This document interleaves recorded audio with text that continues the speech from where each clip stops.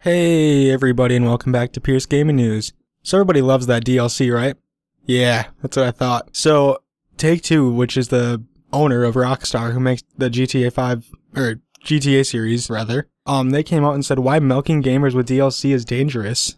Well, Rockstar is the one that started the DLC, so like with the Ballad of Gay Tony and The Lost and Damned, they started that with GTA 4, so that's what took off the whole DLC era, I guess. And that was all the way back in 2009. So Take-Two has been really successful in the DLC area because it doesn't milk gamers with new content, but instead offers them something that they want to be a real value. It doesn't just add, a new car to the game. It doesn't just add small little items. It adds like basically a whole new lookout of the game. So they basically want you to feel like you don't have to buy it, but you can if you want. It's not like you are pressured into buying the DLC. So here's what Carl Sladoff said. I think the difference right now is that we're recognizing that this is a significant strategic asset for us to keep our consumer engaged with our franchises in between our major releases. And it also affords the opportunity not to be engaged with the product. That's always good to keep the game in somebody's hands and keep people excited about the franchise, but also giving us the opportunity to make more money from the consumer. He goes on to say, but the most important thing for us is that the consumer cannot feel like they're just being milked at every turn. The key factor to success with recurrent consumer spending is to provide consumers with instrumental content that they value. And that's the core of our strategy behind our recurrent customer spending. It's to provide them with deep content in the initial release that keeps them engaged, that creates opportunities, and to offer them additional content that they find to be very meaningful and they are very happy to pay for if the opportunity arises. So basically what he said there was they don't want you to feel pressured into buying something, but something that like if they release like another character or story mode or something for GTA 5 for offline, like a totally different character maybe, but I know they have 3 characters unlike GTA 4, but maybe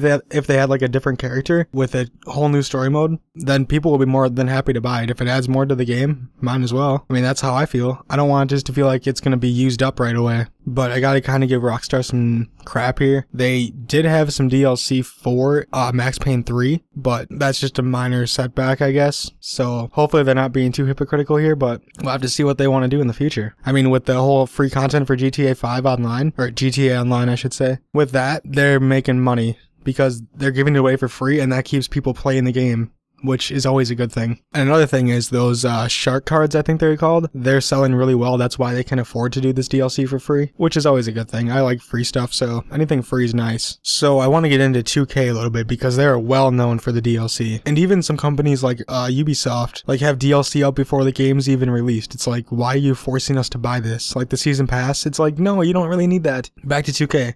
I owned NBA 2K14, so I kind of know, and I kind of don't like what they did with that because they had this thing called VC, if you guys aren't aware. It's like virtual currency, what you can use to upgrade your player and clothing and stuff. Well, that was extremely expensive, and it wasn't even worth it because those coins get used up so quick. It's like, wow, I just spent 20 bucks on, I don't know how many coins you got, say 10,000 coins. That's hardly anything in the game. So if I'm going to buy DLC, I want to know my money is well spent. I want to know it's going to add more content to the game that will extend the game for me. So yeah, 2K is a really big player in that, and I wish they would stop with the whole, because you can't even earn the VC offline from what I've heard, which I don't know why they'd do something like that, but whatever. So yeah, 2K is really well known for DLC. Ubisoft is pretty well known. Why don't they just offer it for free? Another thing that gets me is if you pay $60 for a game, why do you have to buy the DLC for it? Like that $60 feels like absolutely nothing. It's like you spend $10. So I don't know, $60 is a lot of money, and I don't like spending $60 for a game a lot. I think I bought about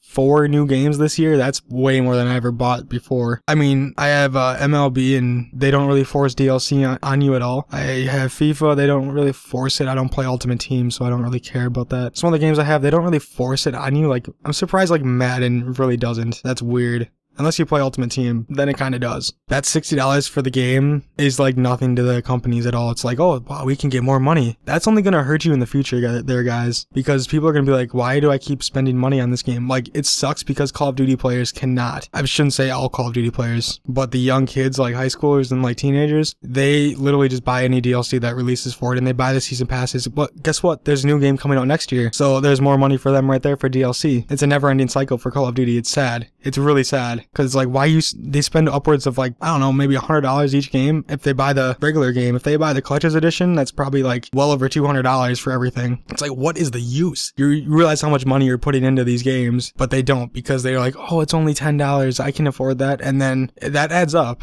It's not like that money wasn't, so if you add that into the cost of the game, oh my god, that's just insanely amount of money. That's like one of the series that's really well known for DLC because people are so gullible they'll just buy it. I mean, I don't know if you guys feel the same way, but I can't even believe how dumb some people are when they buy their game. It's like, you already spent the full $60 and plus you want to buy DLC? No, that doesn't cut it with me. I don't buy DLC for games at all. I don't like companies getting away with that crap. So in closing, it's a good thing Take-Two came out with this, because I mean, I like how they're giving away the free stuff for GTA Online, which is always good. I said that earlier already. So I like where they're going. Maybe this will turn companies around. We'll have to see. Maybe give it a year or two. So we'll see where it goes from here. I mean, it looks like a step in the right direction, especially from Take-Two, because that's a huge company and they know they'll make money. Whatever game they make, or I should say Rockstar. Whatever game Rockstar makes, Take-Two makes money. So Rockstar makes top quality games. But yeah, what do you guys think of the DLC? Do you guys like paying for DLC for games or not? Let me know down in the comments. Alright, that's all I gotta talk about today. Make sure to like, comment, favorite, and subscribe, and follow me on Twitch, Twitter, and Facebook. I will talk to you guys tomorrow. Have a good one.